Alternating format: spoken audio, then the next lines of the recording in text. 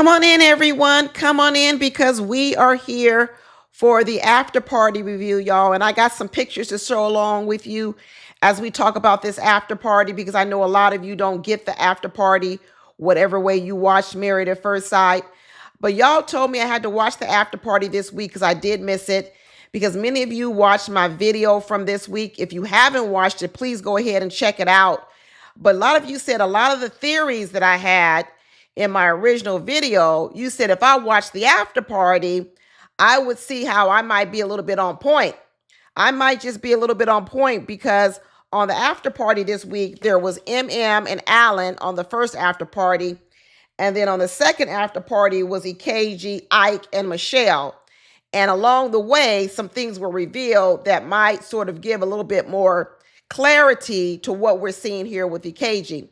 I know a lot of you are still stuck on the reason EKG's acting a fool is because of MM and he doesn't like her and he's not attracted to her. And I said on my video that I do believe that he's turned off by her, but I don't believe that that's the whole issue because a lot of the issues that EKG is representing and showing and presenting on this show are issues that he had long before he got on the show. That's why I know that even though there's some things that MM could do differently, that she could, if she, that we would want her to do differently. That's not the root cause of why we were dealing with EKG. It's not the root cause. It's not the main issue. Remember, when EKG came on here, the lady, his cousin, whoever it was that talked to MM said, MM has a problem with all women. He says no women are good enough for him. That's what she said. This is the first woman EKG's had a problem with. He has not had a woman for over 12 years. MM is not the root cause of EKG's problems. I'll say it again. Sure, do I have some advice for MM? Yes. Do I think sometimes she's a little bit overly ambitious, as Pastor Cal said? Yes. I'm not going to call her aggressive. I don't think that she's aggressive. Is she bold? Yes. Does she know what she wants? Yes. Can she be sometimes blunt, direct, to the point? Yes. But all those things are not what's causing the issues with EKG. He's using them as an excuse to cover up what's really going on with him. And like I said in my original video, I think that EKG in his past, this is just me, my opinion, I believe that he has suffered from some sort of abuse earlier in his life. And this is what is producing his contempt for women overall. Okay, this isn't just about he doesn't like MM. He has a problem communicating. He has a problem expressing himself. He has a problem talking about things that hurt him. He has a problem opening up. He has a problem bonding with women. This isn't an MM issue. This is an EKG issue. So we're going to watch this after party because all y'all told me to watch it. And you said, if I watch it, I'm going to get some more answers to my questions or at least some more validation for some of the, like I said, some of the theories I have. So let's go ahead and watch and listen what's going on. Excellent movie.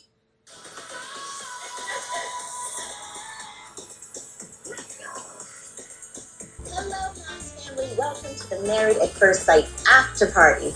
I'm your host, Tisha Knight Pulliam, and I am so excited to welcome MM, Alan, and special guest Joe from the Connors Couch. Welcome to the after party, guys. And since some of the anniversaries ended on a sour note, we're calling tonight's signature cocktail the Feeling Blueberry Martini. This drink contains blueberry vodka, triple sec, simple syrup, and lemon juice. Cheers to making it through hard times. I'm enjoying this moment of peace, and I don't really want to talk about married life with y'all. No, to be honest with you. I respect that. I get that, but why'd you come then? I can leave if you like. No, I'm just asking. Don't get I'm saying. Okay, I want to stop it there because this is why I want to bring up these points when I talk about it's just not about MM. If you notice in that moment right there, EKG even snapped back at Michelle, right? It's a nastiness. Okay, so this nastiness that he has towards women in general, Okay, it isn't just about MM. It's about all women. He's got a problem with women. He's got a problem. Okay, and that's what I said. That's why we got to talk about the root cause. It's not MM. M is just a representative woman here today, but MM is representing the women he has a problem with. And like I said, I believe when I couple it with the sort of sexual part he has problems with, I think it's SA.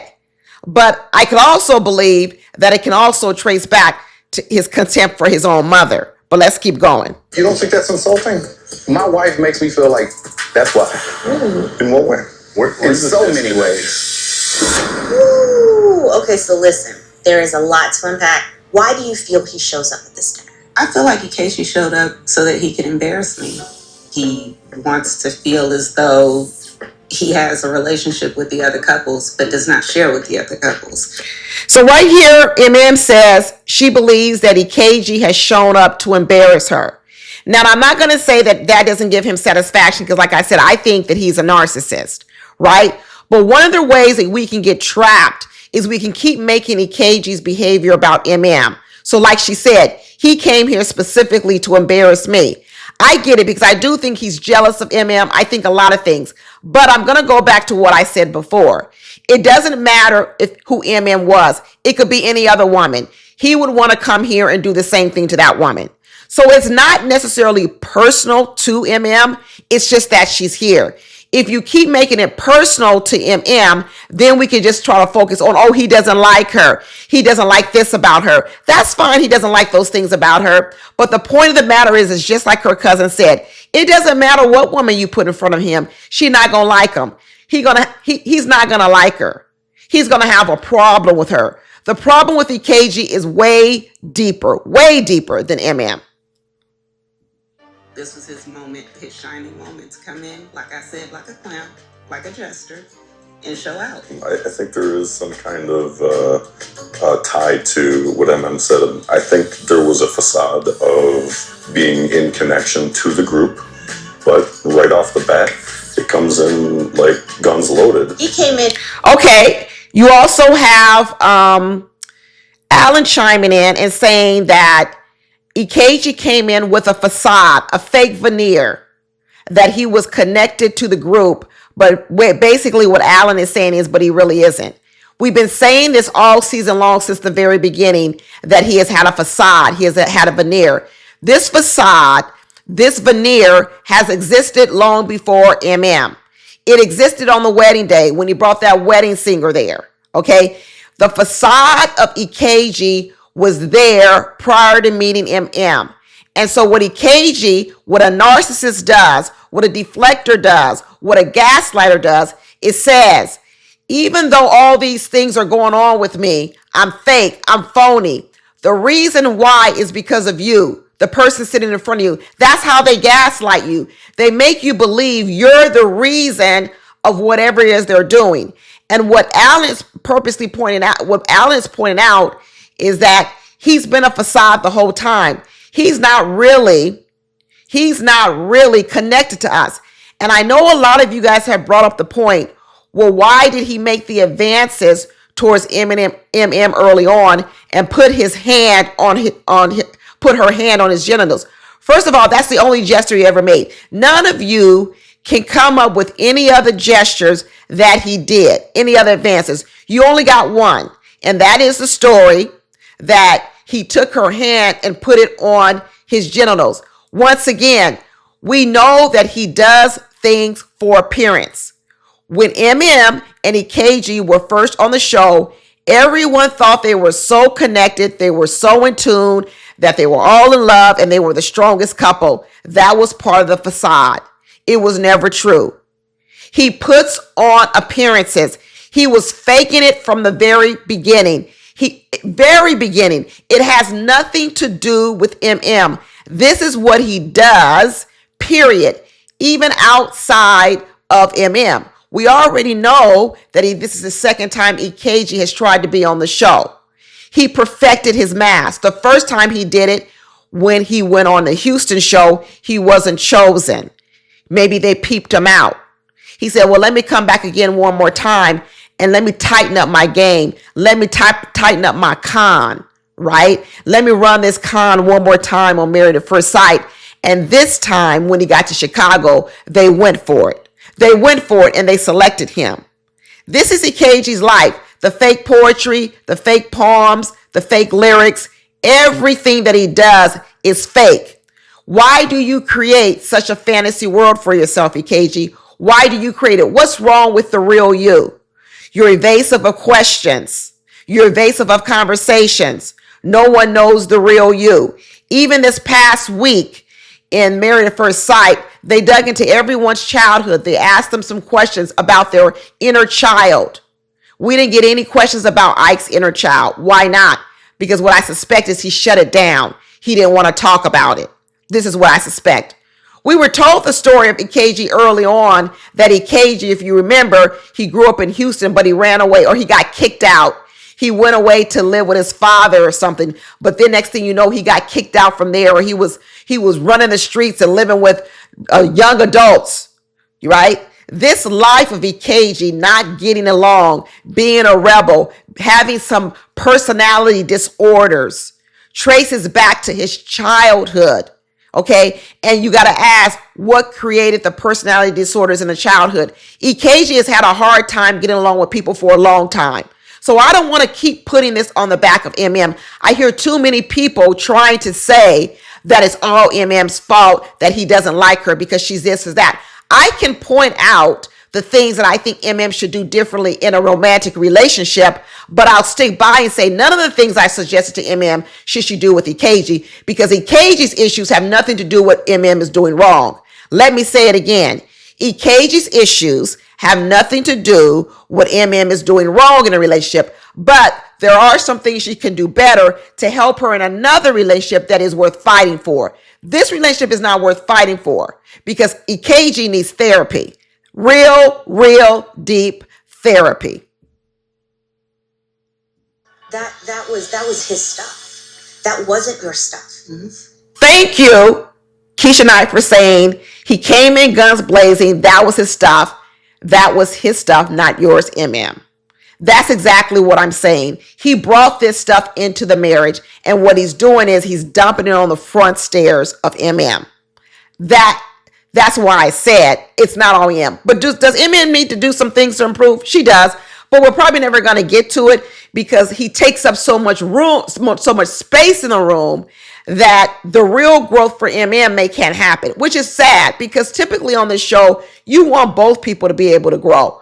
But when you have such a bad, wild child in EKG, what happens is MM falls through the cracks. So she doesn't necessarily grow as much because she's not getting as much advice. I know Dr. Pia tried to give her a little advice and said, hey, take a little bit of spice out that comment. And what she did was because she was pushing back a bit on Dr. Pia. People might have a problem with Dr. Pia's word choice, spice. I know everyone had a problem with aggressive. I did. It's almost as if, I don't know what word you want to use that we can use to gently correct MM. Pick a word, people. I don't care. Pastor Cal tried to use too much overly ambitious, which is a way of saying she was a bit pushy. Okay. Overly ambitious means trying to do way more than you should be doing too soon. Okay. Some people didn't like the word spicy. So call it whatever you want to call it. Let's just define what we're talking about. And in the definition of what I'm talking about with MM is she does too much. Let me just leave it there. She does too much. She does too much in conversation. She does too much in taking the lead role. She does too much. And I know one person tried to tell me that means why I'm asking her to diminish herself. That's not diminishing you. When you are in a conversation or relationship with someone, you've got to leave room for that other person. Leaving room for that other person shouldn't be a negative. It shouldn't mean that means you have to diminish yourself. Because if you believe that it's diminishing you to leave room for someone else to have a thought, an opinion, or room in the conversation, then that's going to tell me more about you. That means you're coming from a selfish mindset. That means you want to monopolize everything and you want to be in control. Because if I tell you to slow down and make room for me, And then what you tell me is, well, why are you asking me to diminish myself so that you could have a space in the room? What I'm going to then call you is selfish. That's what I'm going to call you.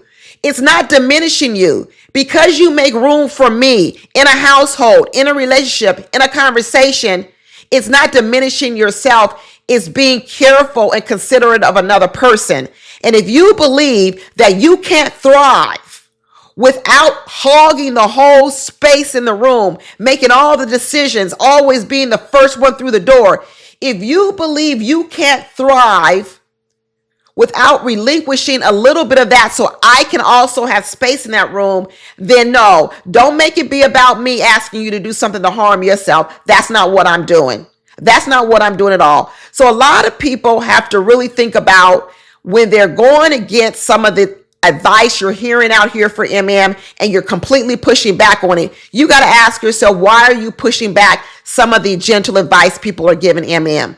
Because people have a lot of empathy and sympathy for MM because she's dealing with a fool in KG. But this idea that black women particularly can't be corrected, y'all need to get over that. Y'all need to get over it. And let me tell you, asking black women to never be corrected means you're also not investing in their growth. I want to invest in black women's growth. People can tell me I'm male identified, I'm too hard on women. I want to invest in the growth of black women. And if there's something that a white woman can't tell a black woman because it may be considered racist or it may be considered a trigger word, that's fine. Then they need to start listening to it from other black women. I don't know. Who are we going to listen to? Who are we going to listen to? Who can you listen to? We're sitting here trying to say it with nice concern, okay? But it seems as if every little bit of information we want to say to MM to make her better, there's a lot of pushback on it. A whole lot of pushback. Listen, you can't grow if you're not open to constructive criticism. And I want to invest in MM. And I think she's a wonderful person. I do. I think she wants to be married. I think she wants a family. She's obviously on this show because she's had difficulty. Prior to meeting EKG, she had some difficulty. So we should all be here trying to help her overcome her difficulties because this marriage with EKG ain't going nowhere, which means eventually she's going to be back out in those streets trying to find her husband. We want to send her back out in those streets better than she was when she came here on the show. And to make her better, we can't just sit here and keep co-signing on behavior we've seen from her that we don't think is ideal with her having a successful relationship. Okay, if you really, really love someone, then you almost have a duty obligation to gently try to give them some advice that could help them improve and grow in the areas in which they have decided they want to grow in. Now, if MMN never wanted to be married, I shut my mouth. I'm not giving unsolicited advice to women that don't want to be married. If you don't want to be married, then I ain't got no advice for you. Do what you want to do. Keep doing what you want to do. But if you want to be married, you want a partner, and you haven't been successful in finding one or bonding with one or staying with one, then I'm going to tell you, hey, these are 2 things, 3 things, 4 things that could be jeopardizing you. You've got to decide, do you want to change it? Do you want to change it?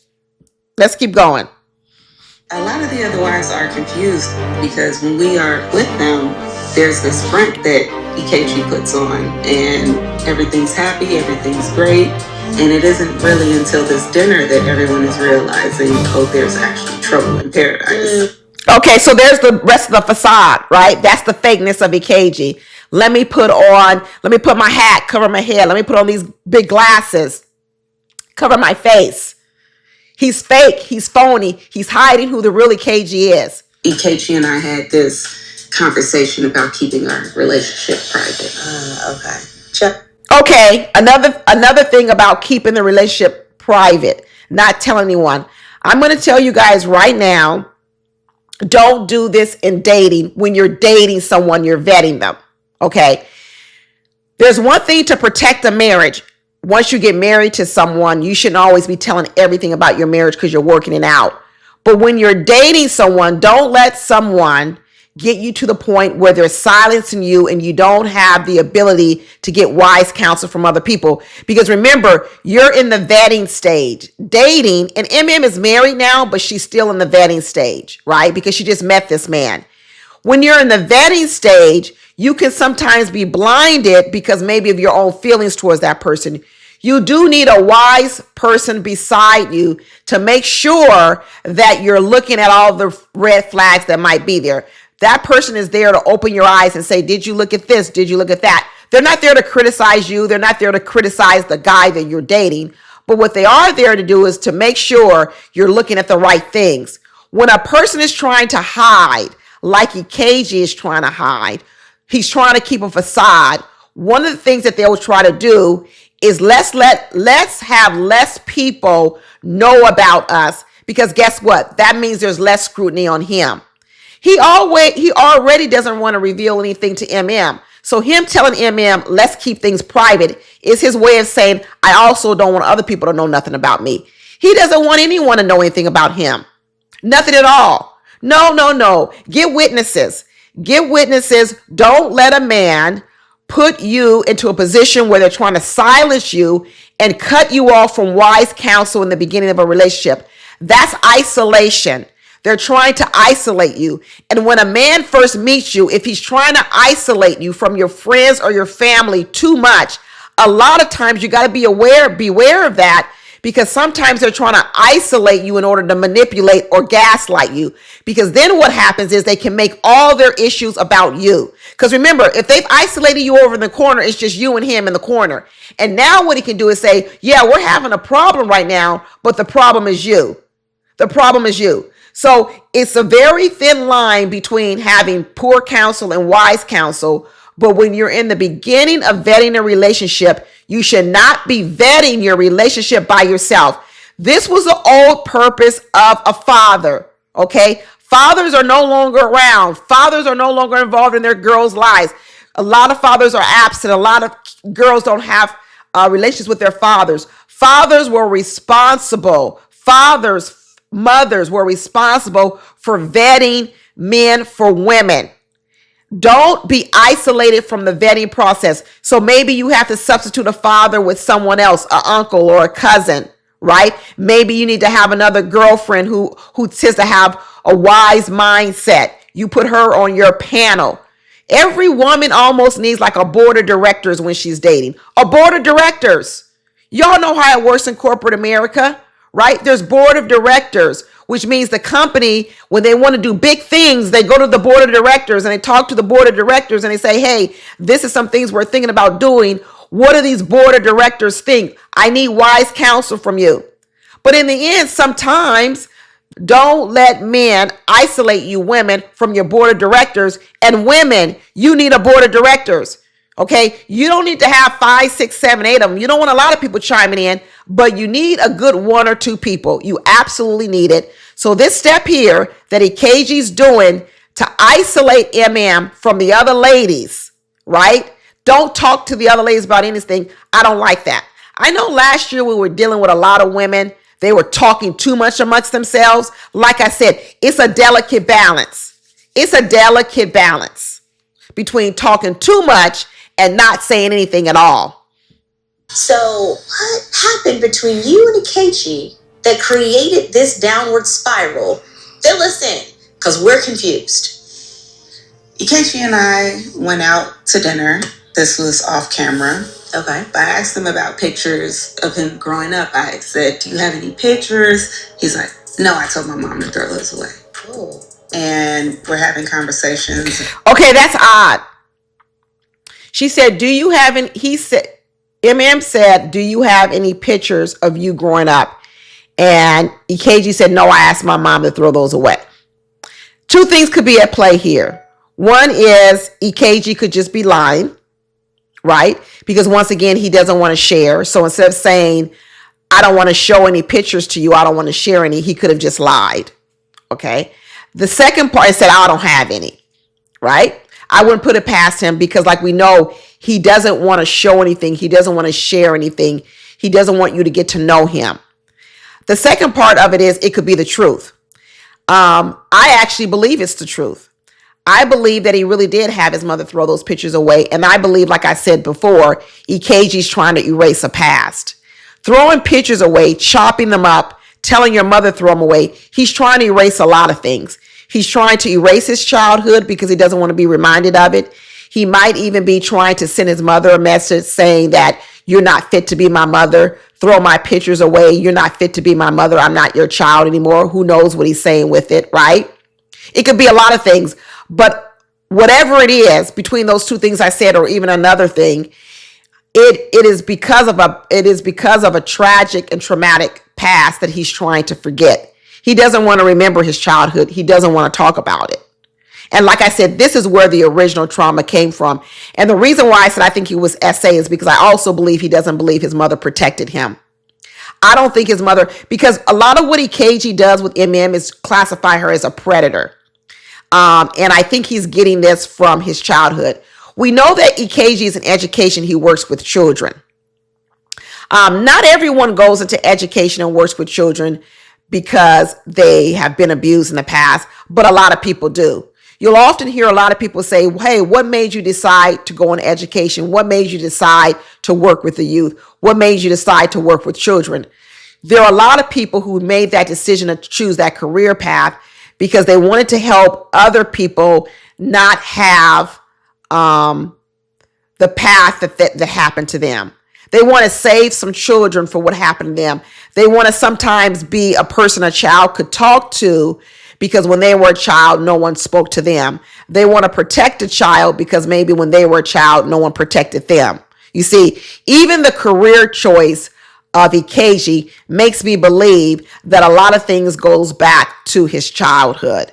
That there's a lot about EKG that he's trying to go back to, and he's trying to redo his childhood and redo his life, right?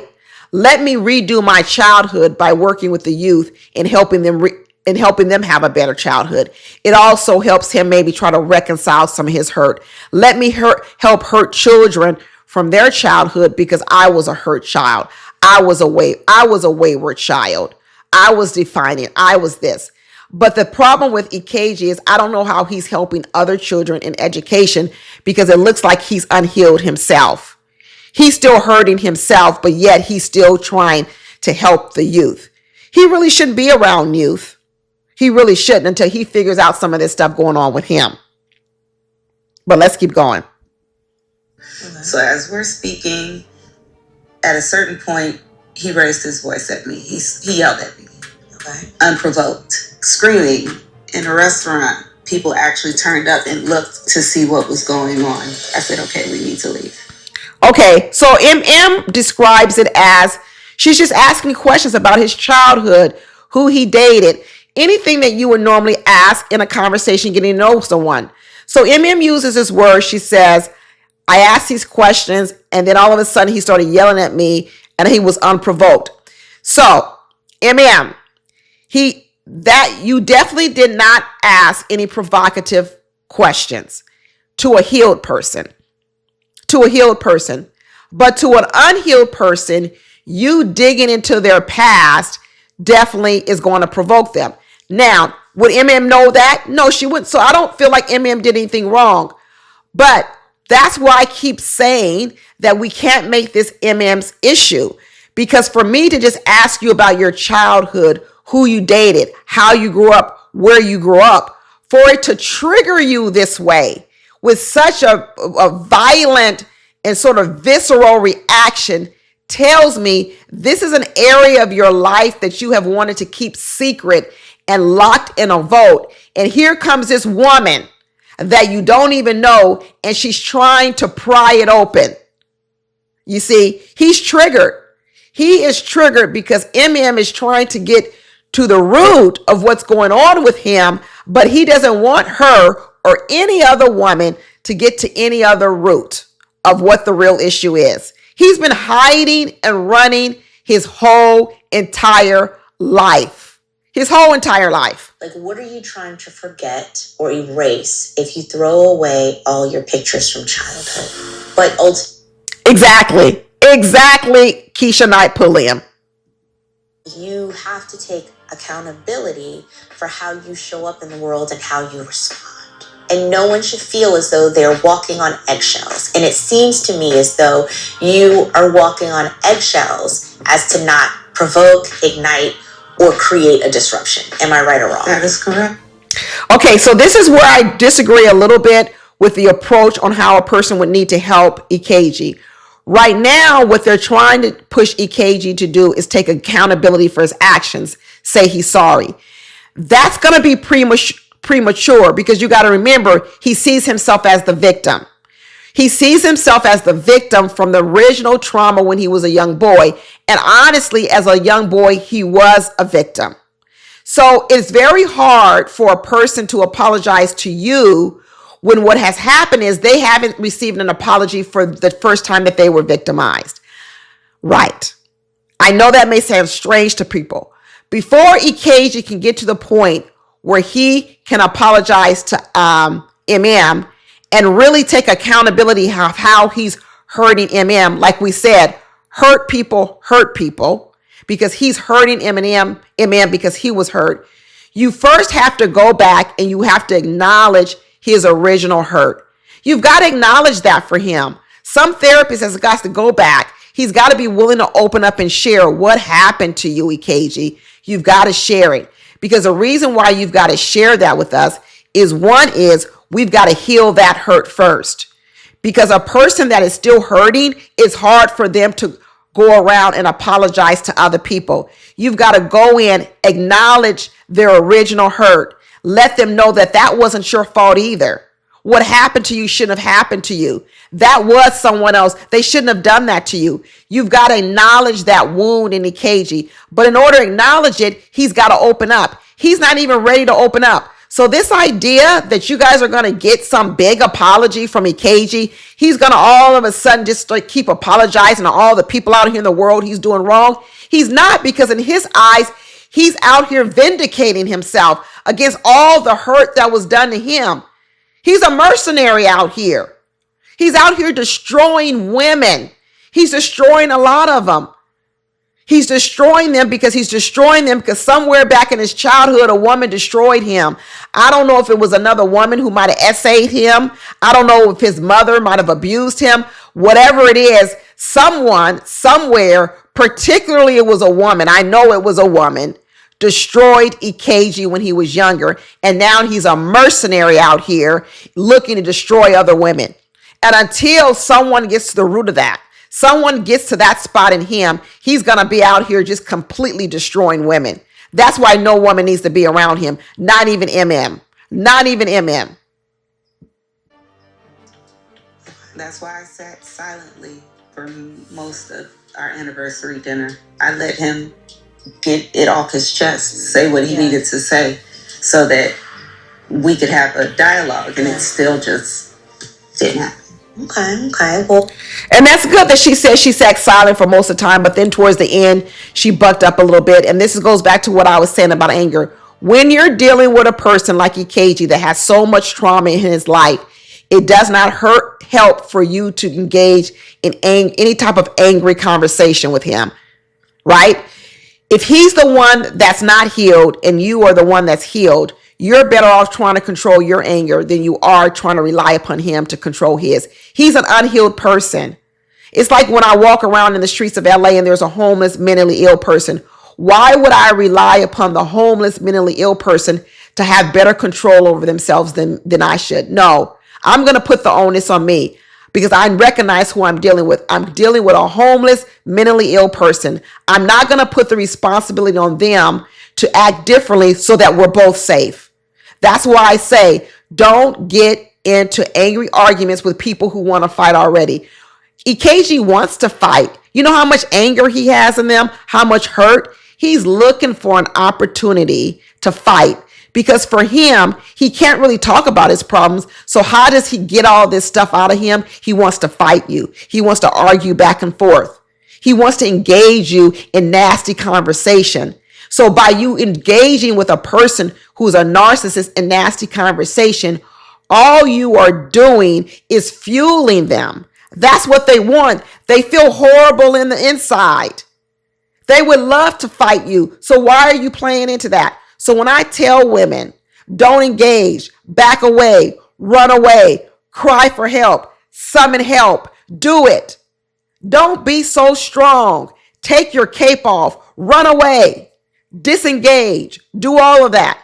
Sure, there are going to be slip ups. I mean, for the most part, MM has done a great job not engaging him. She only lost in 1 minute. That was fine. That was fine.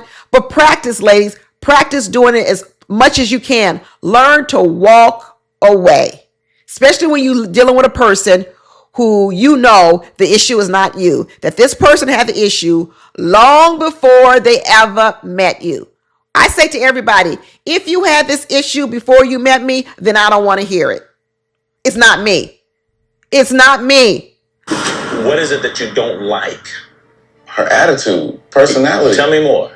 How many times has she kind of made me feel small, like I don't have enough, I don't Tell do me more. enough? I need to know more about that. Just how she acts, and on top of that, to be belittled, to be, poked at. I don't see love in this house. I don't see friendship here. Respect. I don't see respect at all. Okay, he couldn't give an example. He's just keep using words.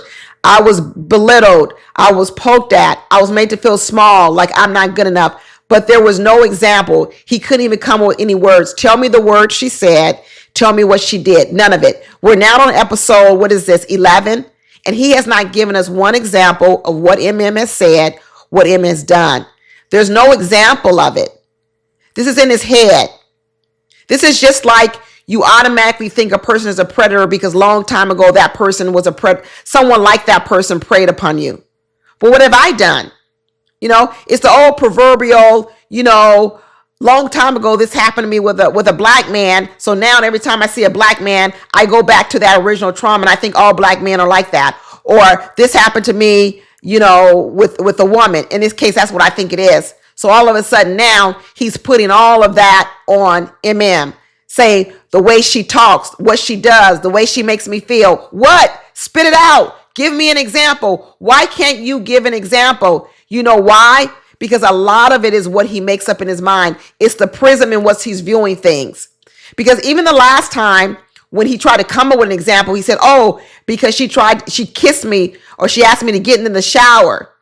Those things weren't strong enough to elicit the response from him. They weren't. He heightens situation. He overinflames situations and he blows them up to be bigger than what they are. Because what he's doing, this is what happens when you're coming from a trauma state. You keep going back in your head and you're saying, before I was completely victimized in that trauma state, there were small little things that I overlooked. And what people say is, I wish I had remembered those small little things because eventually those small little things is what created this big trauma when I was really victimized. So what EKG is doing is he hasn't really been victimized. But what he's doing is he's looking for all the small little things because he thinks those are leading indicators. He said, these are leading indicators, and that's why but he's jumping all the way to saying he was victimized. You weren't victimized. Those things you're saying that happened, they never led to any type of real abuse. So what are you talking about? He's so far ahead of it. He's being actually cautious. You know why he's being cautious? Because he's scared, because the last time a woman showed any signs that MM might be showing, he's saying, I was victimized by that woman. But MM hasn't victimized you. She hasn't said anything wrong to you. She hasn't made you appear small. She hasn't belittled you. If there's things being said behind closed doors, spit it out. Let us know. We want to hear it. Because let me tell you, if he starts saying things, this audience will get on MM. They will. They will get on her. But he ain't telling us nothing. I don't like that EKG states that I make him feel small. My goal is not to make anyone feel small. Mm-hmm. I don't believe I'm above anyone. Mm-hmm. So making someone feel small is never my goal. Mm-hmm. To your knowledge, what have you done or said to belittle EKG? The 1 month anniversary is the most I can think of. You said you needed space and time. I was texting you. I called you. You did not answer. That was after I called. And then stop. And then you show up today in this Joker ass suit. I'm done, bro. You're wild. You're wild for this. I've been texting you and calling you for 2 days. You haven't texted me or called me. You're lying. Okay, so I will say this about this exchange. This is when I said MM got it in her. MM got it in her. MM has practiced very great, good restraint on the times that we've seen her not say anything on camera. What he is saying is that we're also not seeing everything with MM. And that in this moment, what she showed tells me she's got it in her. She's got it in her. So could I believe that there is some truth to what EKG is saying, that behind closed doors, MM has reacted to some of the things EKG has done in a way that's not really befitting to her? And I'm going to say I can believe it. I can believe it. But remember, MM is not the beginning. She's not the cause. She's not the root cause. She reacted incorrectly. Do I believe she's reacted incorrectly behind some closed doors? I do. Because I think there's a part of both MM and EKG that they're both try to put on a real well-polished outside. MM is very well polished, very well put together. But the way that she whipped out that gun out her holster, out her pocketbook, told me she can pack. She's packing. She knows how to pack.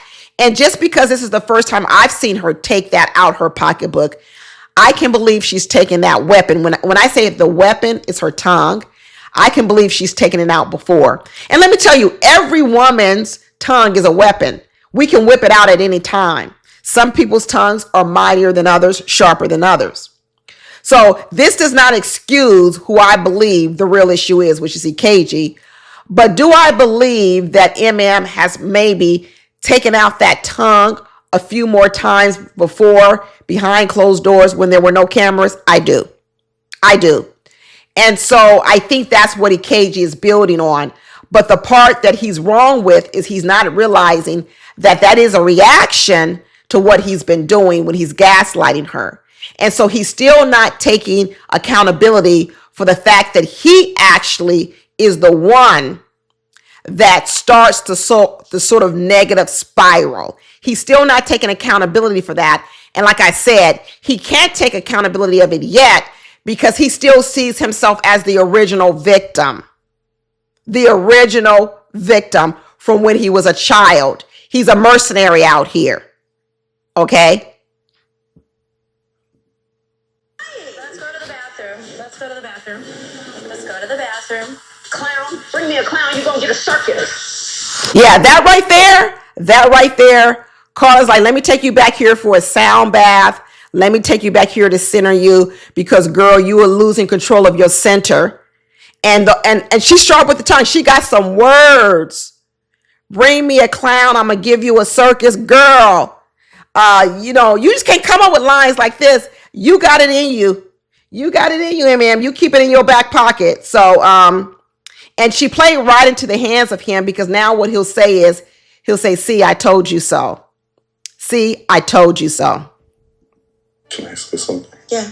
Yeah, so, his internal dialogue, I think, prevents him from being able to understand why he feels a certain way or why he feels belittled. Yeah. But it's that perception that he has of one word, 2 words, maybe trigger or something. And then he shuts down. Mm-hmm. Alan said it best. It's an internal dialogue. It's not a real dialogue. Alan said it best. It's an internal dialogue. It's an internal story he's telling himself because the story he's replaying in his head is the story of his trauma from his childhood. That's what trauma does. It replays itself over and over and over in your head, just like PTSD. That's what it is. It's a continuous record, even though you're no longer in that environment. So you still have the same reaction as if you were in that environment, even though you're far from that environment. When people come home from war, they're skittish, they're jumpy over a backfire of a car. They look at it like it's a bomb and they're in Iraq or Iran, but it's not. It's just the backfire of a car. But yet their reaction is the same reaction as if they were back in that war place. EKG is acting as if he is still dealing with his perpetrator, the person who originally victimized him. Like I said, I don't know who that is. I don't know if it's his mother. I don't know if it's another woman. I don't know who it is, but she's there in his past. She's absolutely there. Can someone please tell me, who did we meet from Ikeji's side of the family at the wedding? Did we meet his mother or his father? Please, someone tell me. Well, that's all the part we had where they discussed EKG. I'll come back and do another video on the part where EKG actually comes and he gets to tell his side of the story. And I'm going to do another video for that because this one's already a long video. Anyway, that's it, y'all. I'll talk to you later. Bye.